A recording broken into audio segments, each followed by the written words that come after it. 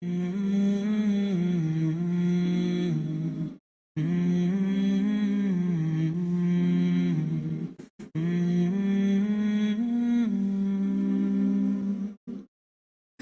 أَرْسَلْنَا مِن رَّسُولٍ إِلَّا لِيُطَاعَ بِإِذْنِ اللَّهِ، اور ہم نے جو رسول بھی بھیجا صرف اس لیے کہ اللہ کے حکم سے اس کی اطاعت کی جائے۔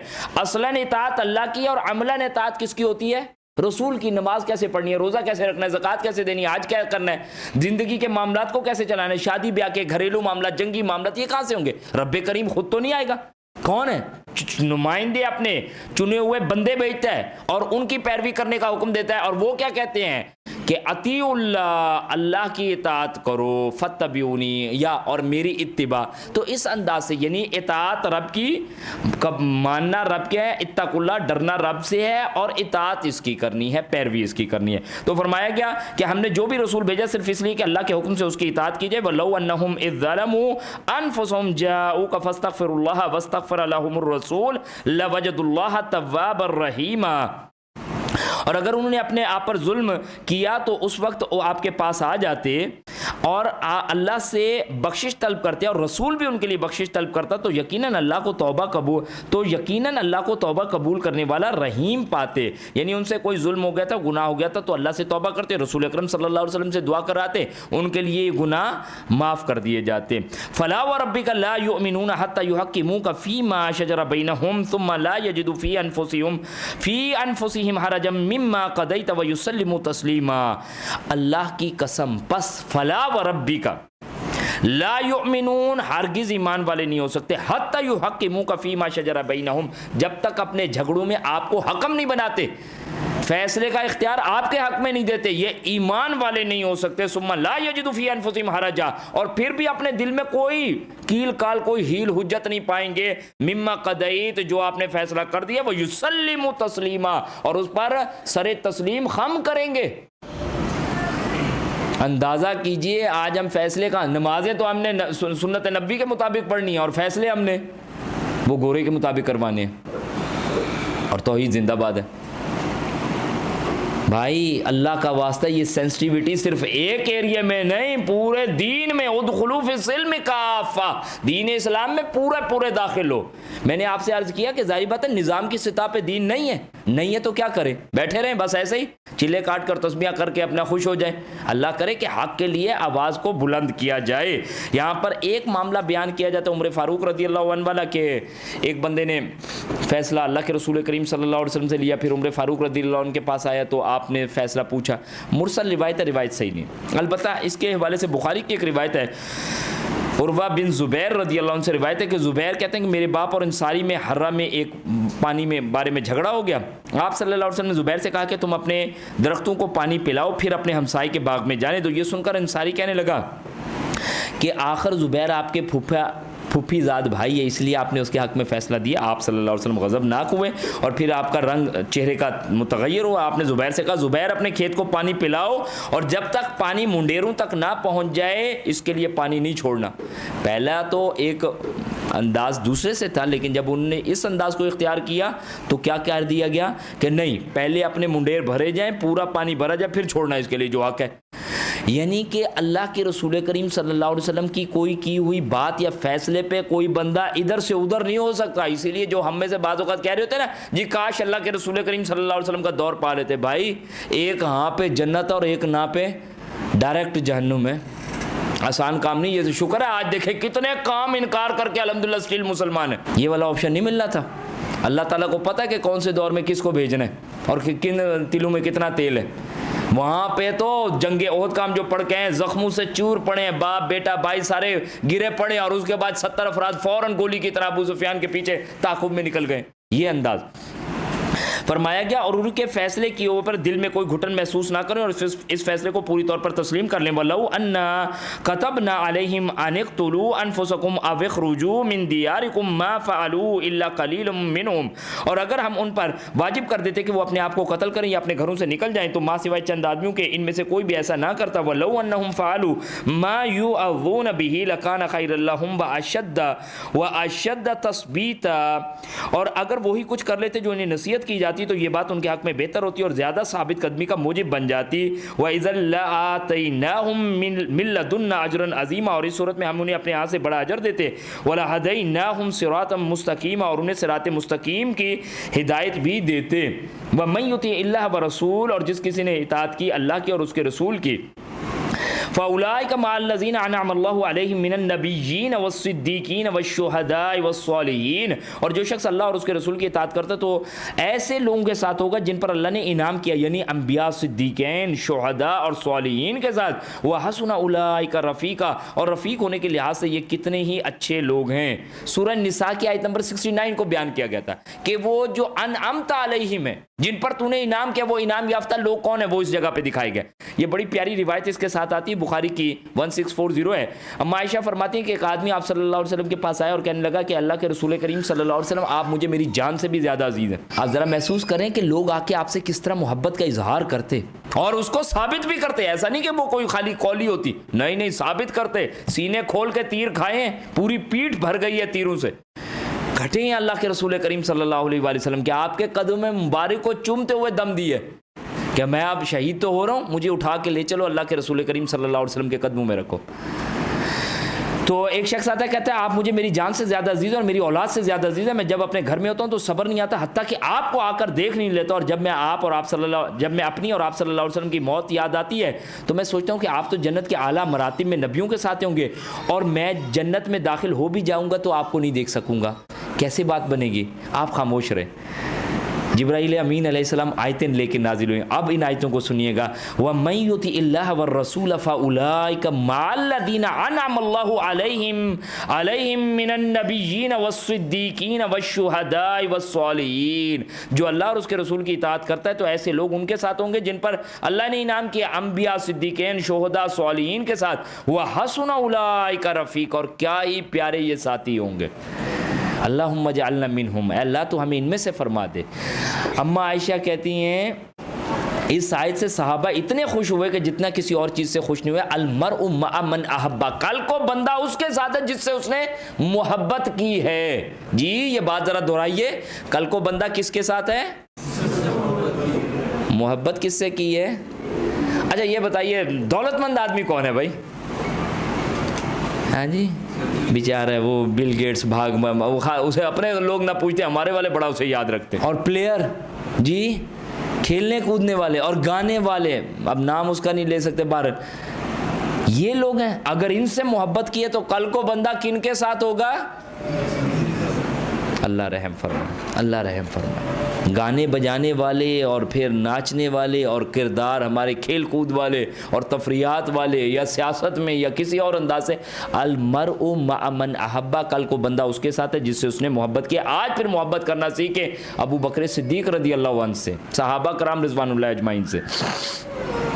ذالک الفضل من اللہ, ایسا فضل ہی اللہ کی طرف سے ہوگا. وکفی باللہ علیم, اور اللہ کا علیم ہونا خوب جاننا کافی ہے. یا ایھا الذین آمنوا خذوا حذرکم, اے ایمان والو اپنے دفاع کا سامان ہر وقت اپنے پاس رکھو. فانفروا ثباتا او انفروا جمیعا, پھر خواہ الگ الگ دستوں میں یا سب اکٹھے مل کر کوچ کرو. یہ زمانہ کون سا ہے؟ جنگ احد ہو چکی ہے, اور جنگ احد کے بعد مسلمانوں کا اب وہ زور تو نہیں رہا, اب بلکہ ہر وقت ابتلا کا معاملہ رہتا ہے. تو ہر وقت ایک آزمائش کا ہے کہ چلتے پھرتے پتہ نہیں کس وقت حملہ ہو جائے. آپ اندازہ کیجئے کہ زندگی ہتھیلی پہ لے کے پھر رہے ہیں کہ اللہ سبحانہ وتعالیٰ جو ایمان لے کے آئے گا اسے اپنی یہ جان ہتھیلی پہ رکھ کے پھرنی ہوگی, کہاں بھی چلی جائے کوئی مسئلہ کوئی نہیں. پیچھے اولاد بھی ہے, بچے بھی ہیں, مال بھی, اسباب ہے, کوئی فکر کوئی نہیں اللہ کے لیے. یہ تصور ہم سوچ سکتے ہیں. فرمایا گیا وَإِنَّ مِنْكُمْ لَمَن لَيُبَطِّئَنَّ فَإِنْ أَصَابَتْكُمْ مُصِيبَةٌ قَالَ, تم میں سے کوئی ایسا بھی ہے جو پیچھے رہ جاتا ہے, پھر اگر تمہیں کوئی مصیبت پہنچے تو کہتا ہے قد انعم اللہ علی اذ لم اقم معہم شہیدا, کہ مجھ پر تو اللہ نے بہت احسان کیا کہ میں ان میں موجود نہ تھا. یہ ایک بات کو روش کو بیان کیا جا رہا ہے, یعنی کہ جنگ کے لیے کہیں گئے, کوئی بندوں کی بھیڑ ہو گئی, اب وہاں پہ وہ کوئی شہید ہو گیا تو کہتا ہے شکر ہے میں تو ادھر نہیں تھا. منافقین کی روش کو بیان کیا جا رہا ہے. وَلَئِنْ أَصَابَكُمْ فَضْلٌ مِّنَ اللَّهِ, اور اگر تم پر اللہ کا فضل ہو جائے, لَيَقُولَنَّ كَأَن لَّمْ تَكُن بَيْنَكُمْ وَبَيْنَهُم مَّوَدَّةٌ, تو وہ یوں بات کرتا ہے جیسے تمہارے اور اس کے درمیان کوئی دوستی کا رشتہ ہی نہیں تھا. کیوں؟ فائدے سے میں رہ گیا. اللہ اکبر. کردار دیکھا کیسا ہے, صرف مال چاہیے, مال، رب کی نعمتیں چاہیے، وہ مال ملتا ہے تو ٹھیک ہے، ورنہ کوئی ضرورت کوئی نہیں. فرمانا یا لیتنی کنت معہم فافوز فوزا عظیما، اور کہتا ہے کاش میں ان کے ساتھ ہوتا تو کتنی بڑی کامیابی سے ہمکنار ہو جاتا، مجھے بھی مال غنیمت ملتا. اگر شہید ہو گیا تو شکر اللہ نے بچا لیا، اور اگر مال مل گیا ہائے ہائے میں کیوں نہیں تھا. یہ ہے انداز. اور یقین کیجئے آج یہ انداز ہمارے پاس خود بھی موجود ہوتے ہیں. اب یہاں پہ وہ کوئی جنگی کنڈیشن تو نہیں لگتی، لیکن جو زندگی بھر دن بھر ہم گزار رہے ہوتے ہیں تو ان میں چیزیں اس طرح کی پیش آ رہی ہوتی ہیں. فَلْيُقَاتِلْ فِي سَبِيلِ اللَّهِ الَّذِينَ يَشْرُونَ الْحَيَاةَ الدُّنْيَا بِالْآخِرَةِ، لہٰذا جن لوگوں نے آخرت کے عوض دنیا کی زندگی کو بیچ دیا ہے تو انہیں اللہ کی راہ میں لڑنا چاہیے. وَمَن يُقَاتِلْ فِي سَبِيلِ اللَّهِ فَيُقْتَلْ أَوْ يَغْلِبْ فَسَوْفَ نُؤْتِيهِ أَجْرًا عَظِيمًا، اور جو شخص اللہ کی راہ میں لڑتا ہے پھر خواہ وہ شہید ہو جائے یا غالب ہو جائے تو جلدی دونوں صورتوں میں ہم اسے بہت بڑا اجر دیں گے. وَمَا لَكُمْ لَا تُقَاتِلُونَ فِي سَبِيلِ اللَّهِ، اور تمہیں مسلمانوں کیا ہو گیا تم اللہ کی راہ میں جہاد نہیں کرتے. والمستضعفین من الرجال والنساء والولدان الذین یقولون ربنا اخرجنا من هذه القرية الظالم اهلها، جبکہ کئی کمزور مرد، عورتیں اور بچے ایسے ہیں جو فریاد کرتے ہیں کہ اے ہمارے رب ہمیں اس بستی سے نکال جس کے باشندے ظالم ہیں. وَاجْعَلْ لَنَا مِن لَّدُنْكَ وَلِيًّا، اور اپنی جانب سے ہمارے لیے کوئی حامی مقرر کر دے. کبھی مسلمانوں کی ایک شان یہ بھی تھی کہ ایک عورت کی پکار پہ محمد بن قاسم آ رہے ہیں رحمہ اللہ. اور آج کون سی جگہ نہیں ہے جہاں پر مسلمانوں پر ظلم اور ستم نہیں ہے. اور ظلم تو یہ ہے کہ اپنی دنیا کو اس تہس نہس کرنے کے لیے تو امن معاہدے ہیں اور سارا کچھ امن ہے، اور مسلمان اگر اپنے دفاع میں بھی کھڑا ہو جائے گا تو یہ کیا مجرم ہے. اور ظاہر بات ہے یہ قرآن سے دوری کا معاملہ ہے، رب کے دین کو نہیں پریورٹی دی، اسے نہیں جڑے تو آج ذلت رسوائیاں ہر طرف سے ہمارے لیے دوڑتی چلی آ رہی ہیں. فرمایا گیا وَاجْعَلْ لَنَا مِن لَّدُنْكَ وَلِيًّا، اور ہمارے لیے کوئی حامی مقرر کر دے. وَاجْعَلْ لَنَا مِن لَّدُنْكَ نَصِيرًا، اور اپنی جناب سے ہمارے لیے کوئی مددگار پیدا فرما دے. اللہ کے رسول کریم صلی اللہ علیہ وسلم نے کچھ لوگوں کے لیے نام لے لے کر بد دعا بھی کی ہے. ایسے لوگوں کے حق میں صلاۃ میں رکوع سے سر اٹھانے کے بعد فرماتے کہ یا اللہ ولید بن ولید، سلمہ بن ہشام، عباس بن ابن ربیع اور دوسرے ناتواں مسلمانوں کو جو مکہ میں ہیں کافروں کی قید سے چھڑا دے. یا اللہ حضر کے کافروں پر سخت مواخذہ فرما اور ان پر ایسا قحط بھیج جیسے یوسف علیہ السلام کے زمانے میں پڑا تھا. یعنی کہ ان لوگوں پر جو ایسے مسلمان جو ہجرت نہیں کر سکتے تھے، کمزور مسلمان تھے، بیوہ بچے تھے، ان کے لیے اس معاملے کو رکھا گیا. اور اللہ کے رسول کریم صلی اللہ علیہ وسلم پورا یہ جو رکوع ہے یا جو اس میں بات آ رہی ہے وہ اصلاً آ رہی ہے کہ اللہ کی راہ میں جنگ سے فرار جو ہے وہ منافقانہ طرز عمل ہے. اللہ کے رسول کریم صلی اللہ علیہ وسلم خود فرماتے ہیں کہ اس ذات کی قسم کہ جس کے قبضے میں میری جان ہے، میں چاہتا ہوں کہ اللہ کی راہ میں شہید کیا جاؤں پھر زندہ کیا جاؤں، ثم احیا ثم اقتل ثم احیا ثم اقتل، پھر زندہ کیا جاؤں پھر شہید کیا جاؤں، پھر زندہ کیا جاؤں پھر شہید کیا جاؤں. آپ صلی اللہ علیہ وسلم کا فرمان مبارک کہ جو شخص اس حال میں مرے کہ اس نے اللہ کے راستے میں جنگ کی، نہ ہی کبھی اس کا خیال گزرا، تو اس کی موت نفاق کی ایک شاخ پر ہوئی. یہ تو اتنی خطرناک بات ہے، یقین کیجئے غلطی سے بھی خیال نہیں آتا. راہ میں جان دینے والا معاملہ، ایسی تو باتیں بھی نہ کریں بھائی، شبھ باتیں کریں، اللہ کو مانیں. کیا ہو گیا بھائی، نہ کریں ایسے کام. یقین کیجئے آج، یقین کیجئے میں وہی آپ سے عرض کروں، اپنے اغراض و مقاصد کے لیے دنیا میں جہاں تباہی کرنی ہے پورے ملک کو تباہ کر دیں صرف ایک غلط انفارمیشن پہ، کوئی پوچھنے والا نہیں. عراق پہ اقرار کیا کہ ہم نے غلط حملہ کیا، کوئی کیمیائی ہتھیار نہیں تھے. افغانستان پہ آ کے ہو گیا معاملہ، کلیئر ہو گیا، سب جگہ ٹھیک ہے. اور مسلمان اگر فلسطین کی صورت میں اپنے جائز حق کے لیے کھڑا ہے تو اس سے زیادہ بڑا بدماش کوئی نہیں. دین سے دوری ہے بھائی، ایمان کی کمزوری ہے، اور اپنے 4 دن اچھے گزارنے ہیں. برانڈ کانشیس مومن، معذرت کے ساتھ یہ جو لوگ یہاں بیٹھے ہو نا ان کے لیے عرض کرو، برانڈ کانشیس مومن. جوتی کون سی پہننی ہے اور کپڑا کون سا لینا ہے اور موبائل کون سا ہوگا اور کھانا ہم تو اس جگہ کے علاوہ کھا نہیں سکتے، ادھر یہ باتیں کیسے چلے؟ الذین آمنوا یقاتلون فی سبیل اللہ والذین کفروا یقاتلون فی سبیل الطاغوت. جو لوگ ایمان لائے وہ تو اللہ کی راہ میں جنگ کرتے ہیں، اور جو کافر ہیں وہ طاغوت کی راہ میں جنگ کرتے ہیں. کیا کافر طاغوت کی راہ میں جنگ نہیں کر رہے تو ایمان بھرو، تم اللہ کی راہ میں جنگ کیوں نہیں کرو گے؟ اگر قرآن کی پکار کے لیے تمہیں لوگوں کو بلانا پڑتا ہے تو کیا کافر اس وقت اپنے باطل نظریات کے لیے ہر جگہ پہ بل بورڈز اور وہ نہیں نا، کل ہی ہمارے پاس آیا ہوتا ہے سینما کا میسج کہ جناب آپ آئیں بڑی اسکرین پہ ملینیم مال میں فلم دیکھیں، فری پاپ کارن ہماری طرف سے. اور ہمارے ایک بھائی کل آج آئی نہیں، وہ بتا رہے ہیں ہمیں کہ جناب 20 درہم کا کارڈ ایشو ہوا ہے دبئی میں، اور انہوں نے کہا پورا رمضان کا مہینہ جتنی فلمیں دیکھ سکتے ہیں آپ دیکھیں. یہی آفرز ہیں. ظاہر ہے باطل نے تو اپنا باطل فروغ دینا ہے. اس نے کہا یار گھر میں بھی تو بیٹھ کے تم نے یہی منہ کالا کرنا ہے نا, ہمارے پاس آ کے کر لو, ہمیں بھی 4 پیسے مل جائیں گے.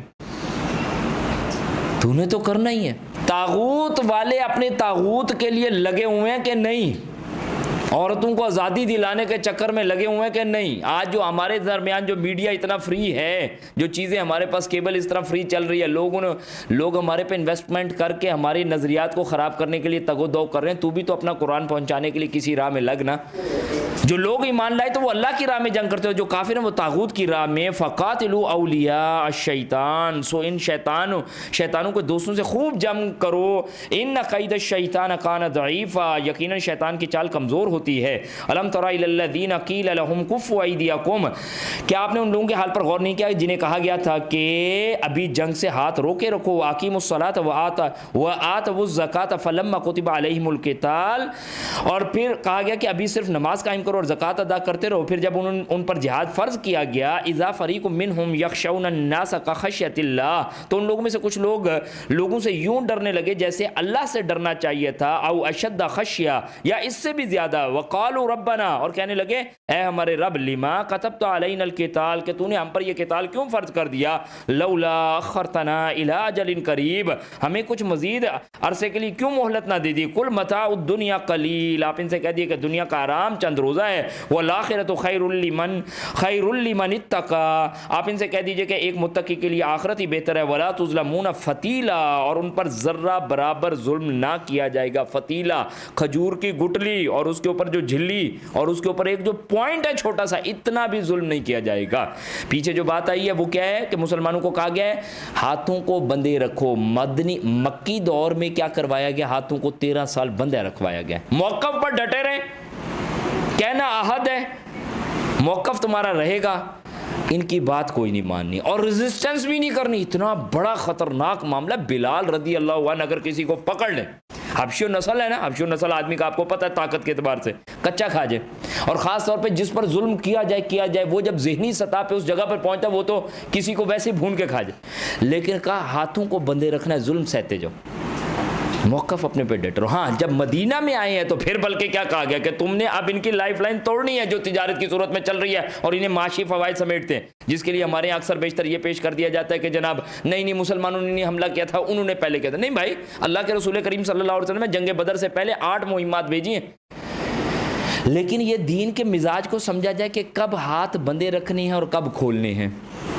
پہلے کچھ بناؤ تو صحیح, کوئی ایسا تو ہو تمہارے پاس کہ کوئی بندے کھڑے ہو سکیں, ورنہ تو باطل آ کے ایک ہی دن میں صفایا کر کے سب کو برابر کر دے گا. تو یہاں پر اس بات کو بھی بیان کیا گیا اور پھر فرمایا گیا کہ قتال کی اہمیت یہ مدینہ میں حکم نازل ہو رہا ہے, اس سے پہلے جبکہ یہ مکہ کی سچویشن ہے. حدیث کی اوتھینٹسٹی یعنی اللہ سبحانہ و تعالیٰ آف لائن بھی آپ صلی اللہ علیہ وآلہ وسلم سے کلام فرماتے ہیں, اس کے حوالے سے بھی ایک یہ ہمارے پاس دلیل آتی ہے. اینما تکونوا یدرککم الموت, جہاں کہیں بھی تم ہوگے موت تمہیں آ لے گی. ولو کنتم فی بروج مشیدہ, ہاں خواہ تم بہت ہی مضبوط قلعوں میں ہو. موت جب آتی ہے تو بھائی وہ ایڈیٹی کا بورڈ دیکھتی ہے, بھائی وہ گارڈ دیکھتی ہے, وہ بڑی گاڑی دیکھتی ہے. یقین کیجئے بڑی حیرت ہوتی ہے, گارڈ اور یہ اور وہ اور فوج آگے رکھی ہوتی ہے. اور حالیہ جو کام ہوا تھا وہ تو گارڈ نہیں کر دیا تھا. موت جب آنی ہے تو ہم نے تجھے وہاں سے دلوانی ہے جہاں سے تو نے سمجھا کہ ادھر سے بالکل نہیں آئے گی. جہاں کہیں تم ہوگے تمہاری یہ موت تمہیں دبوچ لے گی. اور اللہ رحم فرمائے, آج پھر جو بڑے بڑے گھر ہیں, جو معاملات ہیں, جو چیزیں ہیں, جو اختیارات ہیں, تو اس میں یہ نہ سمجھا جائے کہ ہم رب کی دسترس سے باہر نکل گئے. وَإِن تُصِبْهُمْ حَسَنَةٌ يَقُولُ هَٰذِهِ مِنْ عِنْدِ اللَّهِ, اور اگر انہیں کوئی فائدہ پہنچے تو کہتے ہیں یہ اللہ کی طرف سے پہنچا ہے. اور اگر انہیں کوئی فائدہ پہنچے تو کہتے ہیں کہ یہ اللہ کی طرف سے پہنچا. وَإِن تُصِبْهُمْ سَيِّئَةٌ يَقُولُ هَٰذِهِ مِنْ عِنْدِكَ, اور اگر کوئی مصیبت پڑ جائے تو کہتے ہیں یہ تمہاری وجہ سے. یہ کس کی روش کو بیان کیا جا رہا ہے؟ منافق. جب کوئی فائدہ ہوتا اللہ تیرا شکر ہے, اور جب کوئی تکلیف آ جائے تو کہتا محمد کریم صلی اللہ علیہ وسلم اور آپ کے ساتھیوں کی وجہ سے یہ ہمیں تکلیف آ گئی. کل من عند اللہ, آپ ان سے کہیے سب کچھ ہی اللہ کی طرف سے ہے. فما لهؤلاء القوم لا يكادون يفقهون حدیثا, آخر ان لوگوں کو کیا ہو گیا کہ یہ بات کو سمجھنے کی کوشش ہی نہیں کرتے. ما اصابك من حسنة فمن اللہ, اگر تمہیں کوئی فائدہ پہنچے تو وہ کس کی طرف سے ہے؟ ہم یہاں پر آ کر بیٹھ گئے ہیں تو کس کا فضل ہے؟ ہاں ہم آئے, ہم جتنے بیوے ہیں اللہ جانتا ہے, اللہ کا فضل ہے بھائی. نیکی جب بھی ہو جائے گی تو کیا ہو گیا؟ اللہ کا کرم ہے. آگے فرمایا گیا وما سابق من سیئہ، اور اگر کوئی برائی یا فسق و فجور پہنچتی ہے فمن نفسک، تو یہ کس کی وجہ سے ہے؟ ہماری اپنی وجہ سے. جب بیمار پڑے ابراہیم علیہ السلام نے تو کیا کہا؟ وَإِذَا مَرِضْتُ فَهُوَ يَشْفِينِ، جب میں بیمار پڑتا ہوں تو کون شفا دیتا ہے؟ بیمار کون پڑتا ہے؟ میں پڑھتا ہوں. اور شفا کون دیتا ہے؟ اللہ دیتا ہے. خیر کو کس کی طرف؟ اپنے رب کی طرف. شر کو کس کی طرف؟ اپنی جان کی طرف یا شیطان کی طرف. تو یہ ایک اسلوب ہے. وما فرمایا گیا وَأَرْسَلْنَاكَ لِلنَّاسِ رَسُولًا، اور ہم نے آپ کو سب لوگوں کے لیے رسول بنا کر بھیجا ہے. وَكَفَى بِاللَّهِ شَهِيدًا، اور اس کی گواہی اللہ کی ہے، اور اللہ کی گواہی ہی کافی ہے. فرمایا گیا مَن يُطِعِ الرَّسُولَ فَقَدْ أَطَاعَ اللَّهَ، جس نے رسول کی اطاعت کی اس نے اللہ کی اطاعت کی. یہ ہے اصل بات. اس آیت پہ ہم بس مکمل کریں گے. فرمایا وَمَن تَوَلَّىٰ فَمَا أَرْسَلْنَاكَ عَلَيْهِمْ حَفِيظًا، اور اگر کوئی منہ موڑتا ہے تو ہم نے آپ کو اس پر پاسبان بنا کر نہیں بھیجا. کیا کہا گیا؟ بالکل واضح ہے. ذرا الفاظ کو دوبارہ دیکھیں. مَن يُطِعِ الرَّسُولَ، جس کسی نے اطاعت کی رسول کی تو فقد اطاع اللہ، اس نے کس کی اطاعت کی؟ اللہ تک پہنچنے کا راستہ کیا ہے؟ محمد الرسول اللہ، کوئی اور راستہ کوئی نہیں. اللہ کے رسول کریم صلی اللہ علیہ وسلم فرماتے ہیں کہ کل امتی یدخلون الجنہ، میرا ہر امتی جنت میں جائے گا، الا من ابا، سوائے اس کے کہ جس نے انکار کیا. من اطانی دخل الجنہ، جس نے میری اطاعت کی وہ جنت میں جائے گا. ومن عصانی، اور جس نے نافرمانی کی فقد ابا، اس نے انکار کیا، جنت میں نہیں جانا. من یطع، فرمایا گیا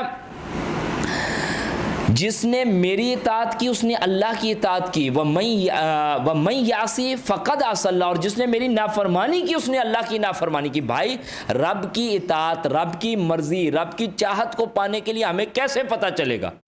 قُلْ إِن كُنتُمْ تُحِبُّونَ اللَّهَ فَاتَّبِعُونِی، آپ ان سے کہو اللہ سے محبت کرنا چاہتے ہو کس سے کرو؟ اتباع کس کی کرو؟ پیروی کس کی کرو؟ چلو کس کے پیچھے؟ اللہ کرے کہ بھائی اس انداز کو ہم اس انداز سے لے کے جائیں کہ ہمارے گھر اس کی گواہیاں دیں. یعنی گھر کے معاملات، شادی بیاہ، رسم و رواج، یہ اطاعت رسول پہ ہوں. ہماری نمازیں، ہمارے معاملات، ہمارا اٹھنا بیٹھنا، ہماری دینی معاملہ، ہر چیز اللہ کے رسول کریم صلی اللہ علیہ وسلم کی اطاعت کے. ناخن بڑھانے سے منع کیا. عورتوں سے کیا پوچھیں گے؟ مردوں کے بڑے ہوتے ہیں بعض اوقات. ٹخنوں سے کپڑا کسے ہٹانے کے لیے کہا ہے؟ اس حکم میں عورتیں نہیں شامل، اللہ کا واسطہ ہے. مردوں کو کہا. اطاعت رسول کیا ہوتی؟ داڑھیوں کا حکم مردوں کے لیے آیا، پردے کا حکم عورتوں کے لیے آیا ہے، نمازوں کا حکم ہمارے لیے آیا ہے. تو اللہ کرے یہ اطاعت رسول، اطاعت اسی کو کہا جاتا ہے. اللہ مجھے اور آپ کو اس کی توفیق عنایت فرمائے. کل انشاءاللہ تعالی ہمارے پاس کیا ہے ٹائم جی؟ 4 بجے، صرف کل کے دن کے لیے. اللہ ہمیں رمضان کی بہترین تیاری کرنے کی توفیق عنایت فرمائے، بہترین ایمانی حالت سے نصیب فرمائے. من سلک طریقا یلتمس فیہ علما سہل اللہ لہ بہ طریقا الی الجنہ، جو کوئی علم کو حاصل کرنے کے لیے نکلتا ہے تو وہ اللہ تعالیٰ اس کے لیے کون سا راستہ آسان کر دیتے ہیں؟ جنت کا. الحمدللہ اللہ تعالیٰ مجھے اور آپ کو اس راستے پر گامزن رہنے کی توفیق عنایت فرمائے. کوشش کریے پیغام کو ارد گرد اب پوری محبت اور جذبے کے ساتھ پھیلانے کی. اقول قولی ھذا واستغفر اللہ لی ولکم ولسائر المسلمین والمسلمات. سبحانک اللہم وبحمدک، نشہد ان لا الہ الا انت، نستغفرک ونتوب الیک. السلام علیکم ورحمۃ اللہ.